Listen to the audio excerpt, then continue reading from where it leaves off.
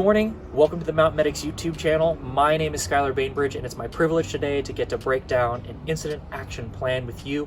So without further ado, let's just dive right into the content.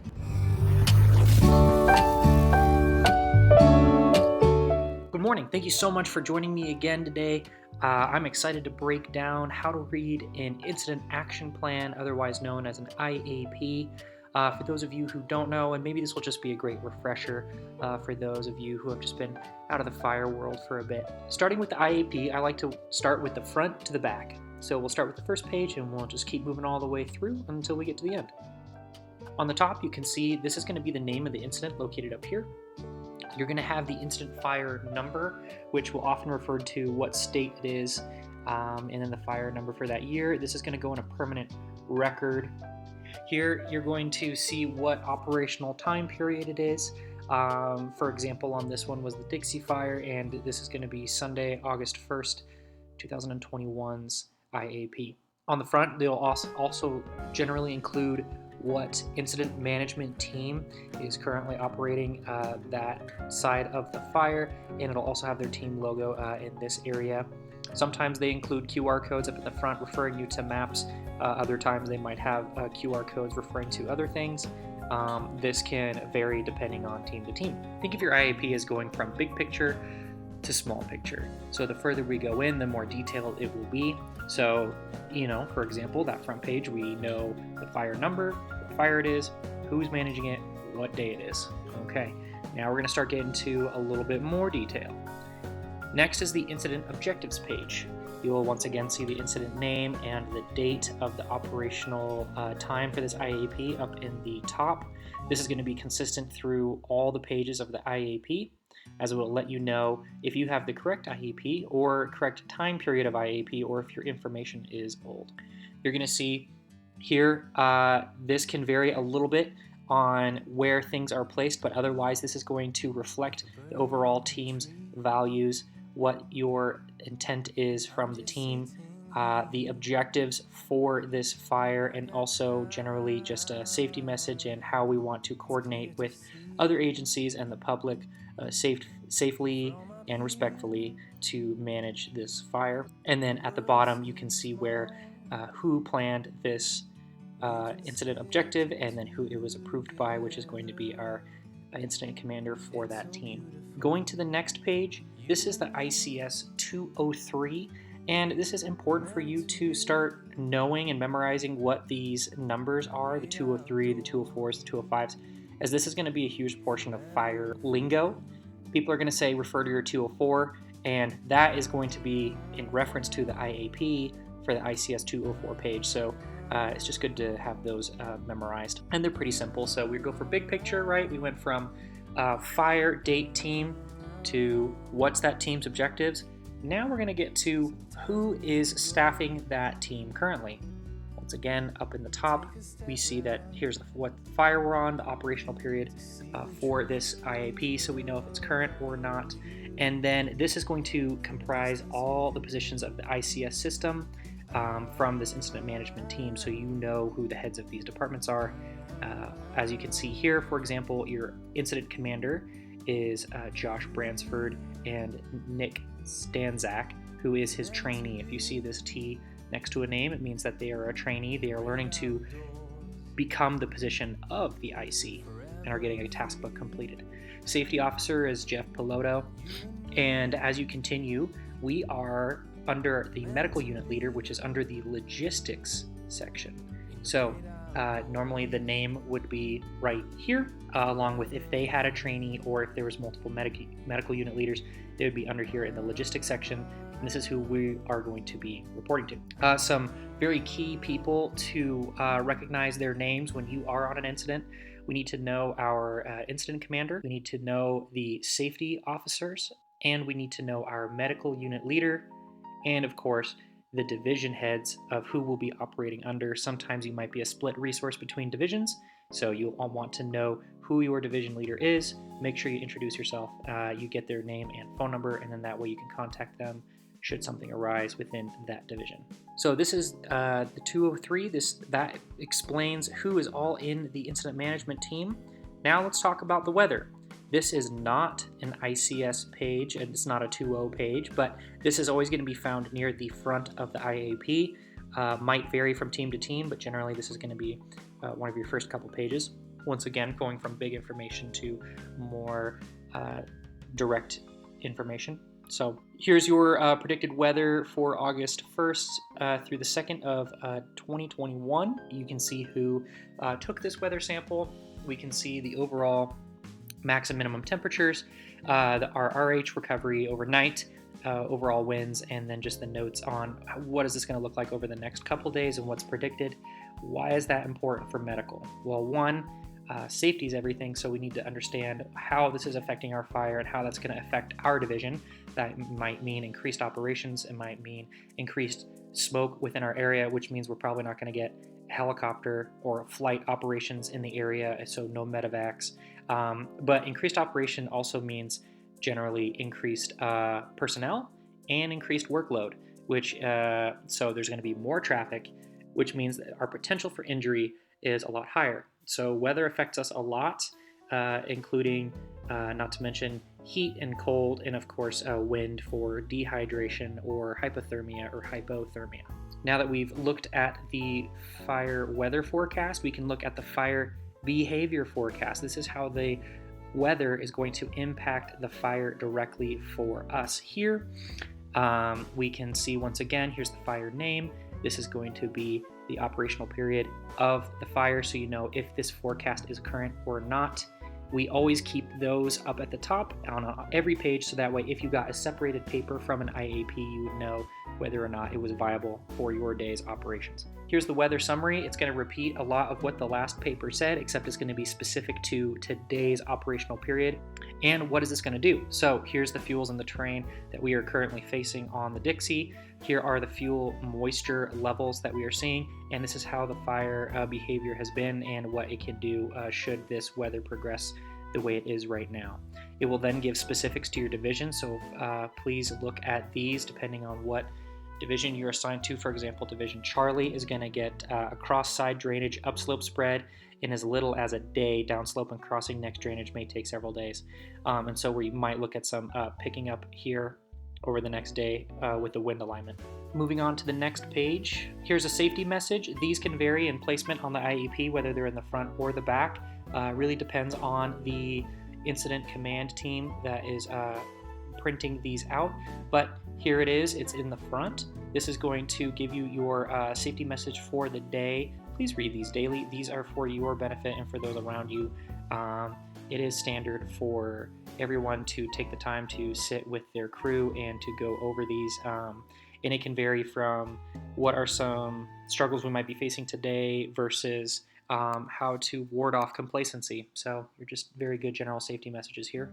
Now we get into the more nitty-gritty portion of the IAP. This is called the Incident Page 204, also referred to as the 204s. This is going to be your division-specific information.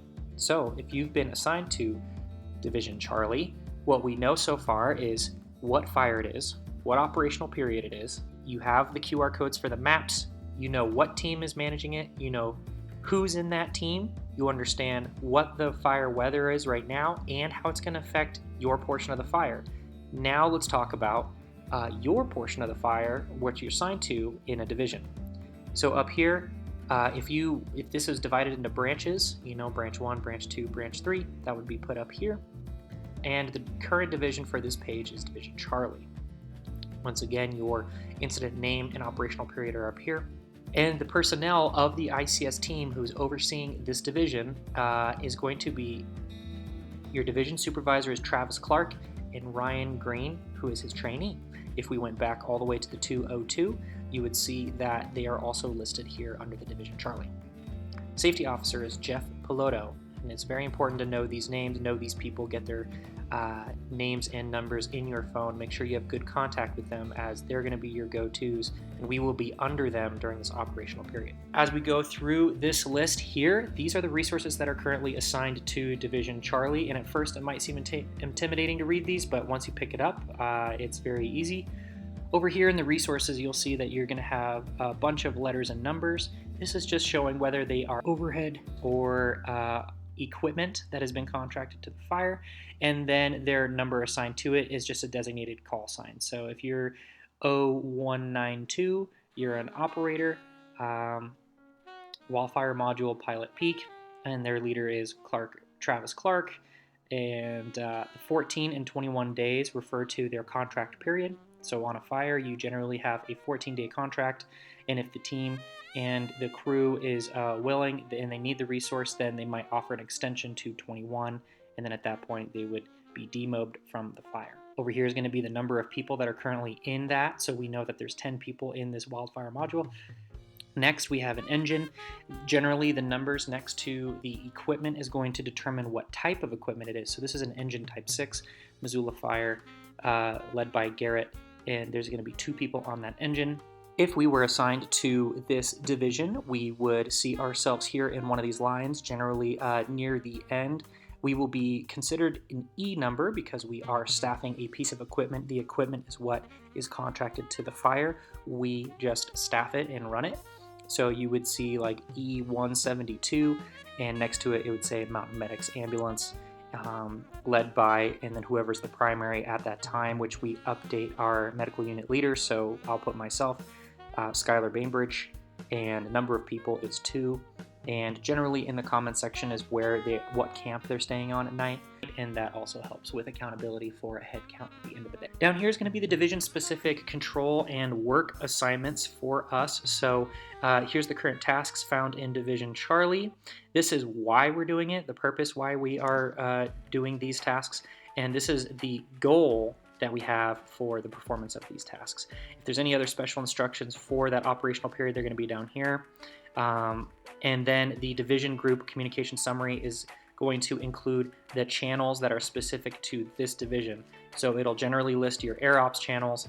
It's going to list your command channels that include the closest repeaters within your division, and the selected tactical channels that you will be using between resources within this division. Once you understand how to read the layout of a 204, it's as simple as just going to the page that you know you're going to be on that day. I like to do a head count of how many people are within my division. It gives me a round estimate of how many medical resources we have to an individual. So on this one, it looks like we have 28, around 28 or 29 people. Now that we finished up with the 204s, we can get to the 220. This is an air operations summary. There's not much for medical to read and understand this. We will not be hailing and calling bucket drops. We're not going to be altering our radios so much to be listening and or communicating on these channels, as they are going to be pretty full and need to stay clear for air traffic, only in those directing air traffic. This is a very interesting page to read. Feel free to give it a look and see what kind of aircraft you have within your area. But as a reminder, this is not going to include your air medical. This is purely for fire operations. This is not for hoist or air ambulance. So once again, feel free to look at this. Not entirely necessary for medical. This right here is another extremely important page. This is where we get to the ICS 205 page, or the Incident Radio Communications page. Incident name, date and time. We have a list of channels here, and so this is specific to the entire fire. This is the master list. This is like looking at a phone book, if you will, for the Dixie Fire of our under our current team. So here is the master list of tactical channels and who they are assigned to, what name they are given, along with all of their frequencies. These frequencies will be pre-programmed if you went and obtained a clone from communications. If you understand and know how to quote-unquote hand jam a radio, you could input these numbers to be able to access the tacticals and the frequencies and tones needed to get to the repeaters. If you're inexperienced with hand jamming a radio, I would ask someone who is experienced to either show you, but I wouldn't just start messing around with your radio. You would hate to mess up any of these numbers and then not be able to communicate with anyone out there. Your command channels are here. This is going to include the name of all the repeaters and where they are located.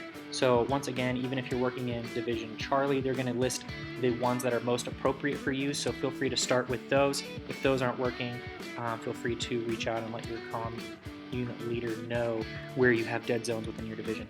You're going to have your air to ground, you're going to have your local, And then here's what air ambulance system they are using. So here's the frequency we're going to use for emergencies only under the name of EMS2. This would be a part of your clone on channel 15. And your last channel is going to be your emergency channel for emergencies only. And it's all the way to the right, so you can always flip to the right of the dial and find it in an emergency. Lastly, we have the 206 and the 8 line. So the 206 is the incident medical plan. This is what our medical unit leader is going to be looking at and assigning people to and altering throughout the course of their time with the incident management team on that fire. We have the name, the operational period up at the top. We're going to have a list of all of the current ambulance services that are available to the fire and how to be able to reach them, whether they are ALS or BLS, whether they are fire dedicated or whether they are just a local resource. Oftentimes they'll also have their phone number there listed if they're a local resource, whereas if you were a dedicated medical resource, you would have your channel or where to reach you and what division you're in. Air ambulance and services, this is where we're going to have our list of medical flight resources. Be sure to look at these and understand who and where is around you and what is available and flight times.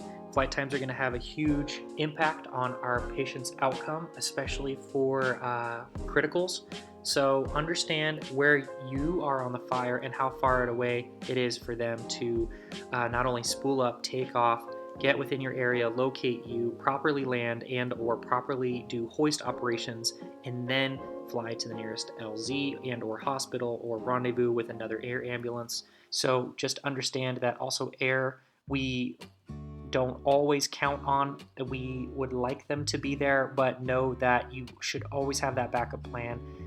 If not, maybe your forward plan of taking them out yourself, as flight is not always available during the heavy operations of fire or if there are bad weather days. Also look to see if they have hoist capabilities or whether they're an air ambulance. Do they have a nurse? Do they have a paramedic? Are they ALS? They are BLS? Are they hoist capable or non-hoist capable? This is going to determine whether you need to transport to an LZ or if you're able to just transport to a hoist location. And lastly, here's going to be your list of local hospitals.